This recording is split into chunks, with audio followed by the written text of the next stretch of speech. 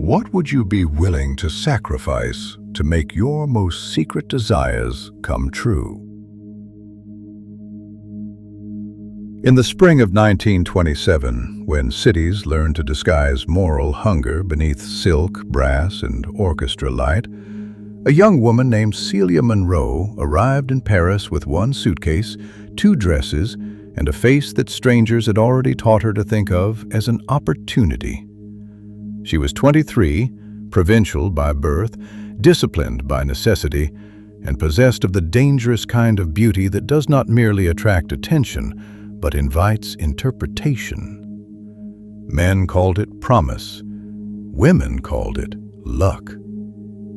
Celia, who had known boarding houses, unpaid rent, and the humiliating arithmetic of survival, had learned to call it leverage. By day, she worked in the fitting rooms of Maison Vérin, a fashion house that sold impossible shapes to women wealthy enough to mistake admiration for immortality. By night, she accepted invitations carefully.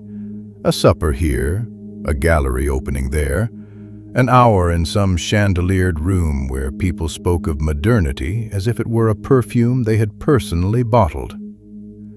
It was at one such gathering, in a private salon above Rue Saint-Honoré, that Celia first heard the name Saint-Vaël. No one described it directly. Places of real appetite rarely require description. They are spoken of obliquely, with lowered voices and practiced carelessness, as though one must already belong to deserve the address. Saint-Vaël, she gathered, was not quite a club and not quite a house. It was where patrons, artists, financiers, actresses, and cultivated predators went after midnight to negotiate the last distance between glamour and transaction. Celia did not imagine then that such a place would open its doors to a woman like her. But poverty, unlike pride, accepts strange stairs when they lead upward. Within the week, through a seamstress who sometimes supplied gowns to private houses and asked few questions for cash, Celia was offered evening work at an address given only on folded paper. The pay was better than the fitting rooms. The instructions were simple: black dress, no conversation unless addressed, and absolute discretion. The address was Saint-Vaël. So Celia entered it first not as a guest, but as part of the invisible machinery by which guests are allowed to feel exceptional. She carried glasses, adjusted gloves left in mirrored halls, and moved through rooms lined with velvet and amber light while music drifted from somewhere unseen. No sign marked the building. Waiters moved like secrets in white gloves. Men spoke in lowered voices as though scandal improved with expense. Women laughed with the practiced softness of those who knew being watched was a form of currency. From that lower vantage, Celia saw the place more clearly than its patrons ever could. Saint-Vaël was built not merely on luxury, but on hunger, social hunger, erotic hunger, financial hunger, the ancient appetite to become more than one had been yesterday. And everywhere within it, she sensed the same peculiar gravity, as though the house did not merely host ambition, but fed upon it. It was in the third week of her work there that she first heard mention of the room. A young couple, drunk on champagne and self-importance, passed her in a corridor and spoke of a woman who had entered Saint-Vaël unknown and emerged from it impossible to ignore. The woman laughed and said that Madame Séverin had shown her the silver glass. The other told her to lower her voice, then added that the mirror was not shown, it was earned. After that, Celia began watching the quiet corridors more closely than the bright rooms. She noticed that certain guests, and only certain guests, were taken aside by Madame Séverin herself. Never publicly, never twice in the same week. They would vanish beyond a narrow passage near the rear salon and return altered in some subtle but unmistakable way. Not more beautiful, perhaps, but more finished, as if hesitation had been professionally removed from them. Curiosity became fixation, and fixation, when joined to ambition, is rarely patient. A week later, while carrying fresh glasses toward a service alcove near the rear salon, Celia paused when she heard voices through a half-closed side door. One belonged to Madame Severin. The other was a man's, older, drier, and possessed of the effortless weariness of someone too wealthy to be impressed by outcomes anymore. Celia did not know his name, but she had seen him before in the upper rooms, always seated slightly apart, always treated not as a patron, but as one whose approval mattered more than payment. Madame Severin was saying that the last girl had lacked discipline and had asked for admiration when she should have asked for consequence. The man replied that most people confuse being desired with being transformed. Then, after the faint sound of a glass being set down, he asked whether the silver room was still answering properly. Madame Severin said it answered with perfect accuracy, as it always had. The man asked whether the terms remained the same. At that, Celia held her breath. Madame Severin said, "Yes. The rules are always the same. Stand before it, name what you want, and let sincerity do the rest." Celia stood absolutely still in the darkened service passage, the tray cooling in her hands. The man then asked whether the mirror could be approached without permission. Madame Severin replied that permission was often the least important part. What mattered was hunger. Those sufficiently prepared by their own desire usually found their way to the room, whether invited or not. The house, she said, had always been hospitable to ambition. Their voices lowered after that, and Celia slipped away before she was discovered. But the necessary knowledge had already entered her. She knew now that the room was real, that the glass offered more than superstition, and, most dangerously of all, that one did not need recommendation so much as sufficient desire and the willingness to name it aloud. From that night onward, the rest of St. Vale seemed only a waiting chamber. The bright rooms, the drifting music, the laughter lacquered over loneliness, the men performing certainty and the women performing ease, none of it held her fully anymore. She moved through her duties with practiced grace, but inwardly she was already standing before the silver frame, already hearing herself speak the one truth she had spent years disguising as poise. One night, long after midnight, while the main rooms were distracted by cards and a singer with a voice too tired for the song she had been paid to make seductive, Celia saw Madame Severin leave the rear passage unaccompanied and fail, for the first time, to lock the door behind her. Whether this was accident, temptation, or the house's own form of invitation, Celia never afterward knew. She waited only long enough to be certain no one was watching. Then she slipped inside. The corridor beyond was quieter than the rest of St. Vale, carpeted so thickly that even conscience might have made no sound there. At its end stood a chamber lit by 6 candles and dominated by one tall mirror in a silver frame. It was the only object in the room. The glass was slightly dark, as though it preferred dusk to truth. Celia stepped before it. For a moment, nothing happened. The room remained still, except for the wavering candlelight and her own breathing, which now sounded embarrassingly mortal in a so elegant place.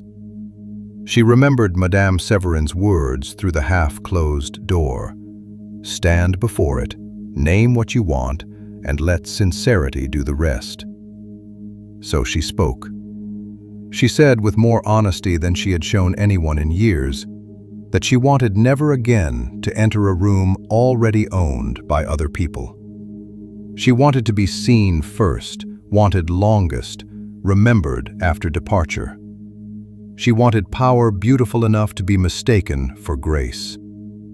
The mirror clouded, then cleared, and there she was, but not precisely as she stood. Her reflection wore a gown Celia did not own, pearls she could never afford, and a composure more devastating than beauty itself. It was Celia, perfected not by youth, but by consequence. The face in the glass did not ask for recognition, it assumed it. For one dizzying moment, Celia felt not envy, but relief, as if she had at last been shown the true shape toward which her life had been straining. A voice behind her said, very quietly, whether she accepted. Celia turned. Madame Severin stood in the doorway, not surprised, not angry, but almost solemn, as though she had arrived not to stop a trespass, but to witness a ceremony the house had already permitted. She addressed her in a tone that was more friendly than reprimanding, telling her that since her desire is so strong, then she must answer if she accepts what the mirror has to offer. Celia looked once more at the perfected image in the mirror. Then she said, yes. Nothing visible happened. No flash, no crack in the glass. Only a faint shiver of candlelight and the strange impression that the room had just finished listening. After that, her ascent was so smooth it insulted effort. Within weeks, she had attracted the attention of a patron who financed a portrait sitting, then another who arranged introductions, then a third who placed her at tables where journalists and designers could not fail to notice her. Maison Vérin promoted her from the fitting rooms to presentation.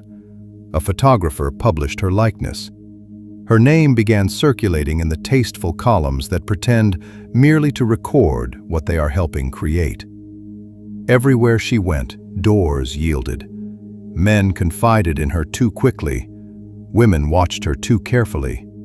Invitations multiplied. One rumor claimed she would marry a banker, another that she would open her own house, a third that she had become Madame Severin's chosen successor. Celia denied nothing. Denial is a form of labor best left to the uncertain. And yet, amid this elegant acceleration, something in her life grew subtly wrong. The first sign appeared in conversation. A dressmaker spoke to her one evening of a childhood flood, and Celia, though she smiled at the appropriate places, realized she felt nothing at all beyond the utility of appearing interested. A week later, a former roommate, pale with desperation, asked for a loan to bury her mother.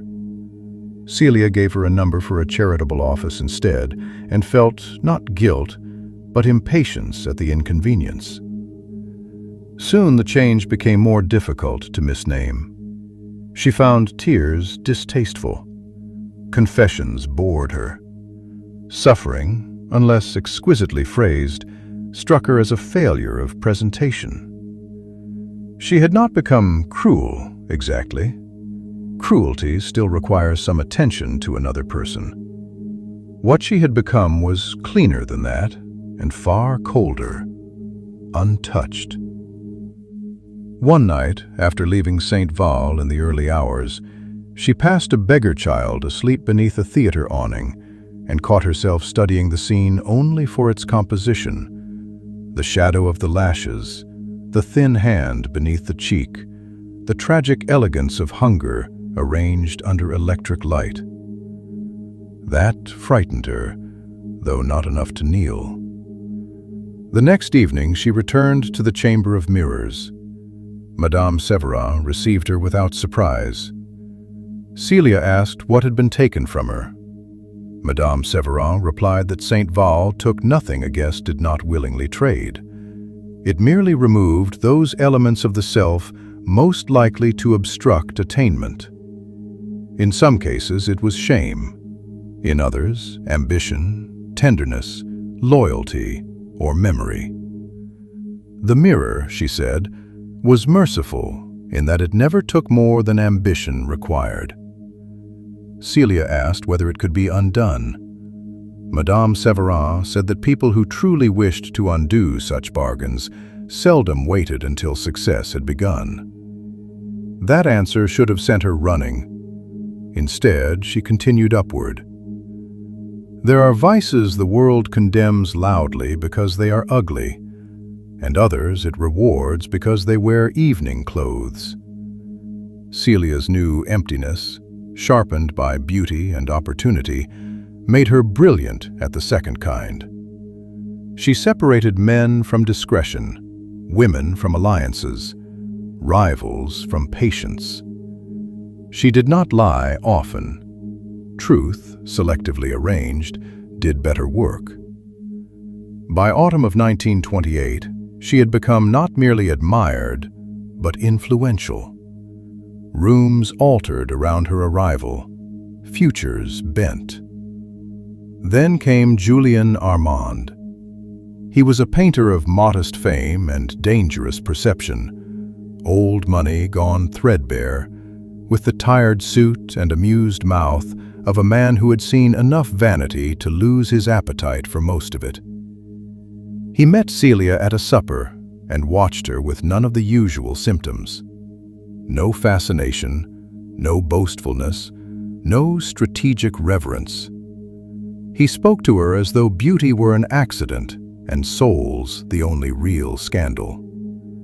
She disliked him immediately, which is how she knew he mattered. Over the weeks that followed, Julien persisted in a manner that was neither pursuit nor retreat. He invited her to his studio and painted her badly on purpose, or so she first thought. The portrait lacked the devastating glamour everyone else saw. Instead, it showed a face almost severe, beautiful still, but distant, as though some inner room had been locked and left unfurnished. Celia accused him of mockery. Julien said no. He said he had simply painted the portion of her that still remained. The remark should have sounded absurd. Instead, it landed with the force of recognition. She asked him what he meant, and he told her that every time he saw her, he felt he was speaking to a masterpiece from which the original life had been carefully cleaned. It was magnificent work, he said, but not a human being. That night, Celia returned to St. Val for the last time. The chamber stood ready. The mirror waited in its silver frame, patient as appetite. She stepped before it and saw again the perfected woman it had first shown her. But now the triumph in the reflection appeared wrong. Not evil, worse than evil. Complete. The face in the glass had won every contest and buried every cost. It possessed power, poise, and the terrible serenity of something no longer vulnerable enough to love. Celia whispered that she wanted herself returned. The reflection smiled, not kindly, with pity. Then, for the first time, the glass changed further. Behind the perfected image, she saw other faces flickering in its depths. Women jeweled into hardness, men refined into vacancy, creatures of status and appetite whose expressions had all converged upon the same immaculate absence. St. Val had not made them monstrous. It had made them ideal according to the terms they had chosen. And there, dimmest of all, she glimpsed her own earlier self, not poor, not triumphant, but alive in the humiliating human sense, afraid, yearning, unfinished. She struck the mirror with the candlestick. The glass did not break. Madame Severin appeared in the doorway and said, with the gentlest contempt, that perfection is the one luxury never offered with a refund. Celia fled. By morning, Paris still adored her. Her invitations still arrived. Her portrait still hung in a gallery window. But something had altered in a way the city could not see. Every compliment now sounded like a funeral arrangement. Every victory carried the taste of a room gone stale. She attended one final reception, moved among its laughing chandeliers, and understood that everyone there was kneeling to surfaces while calling it life.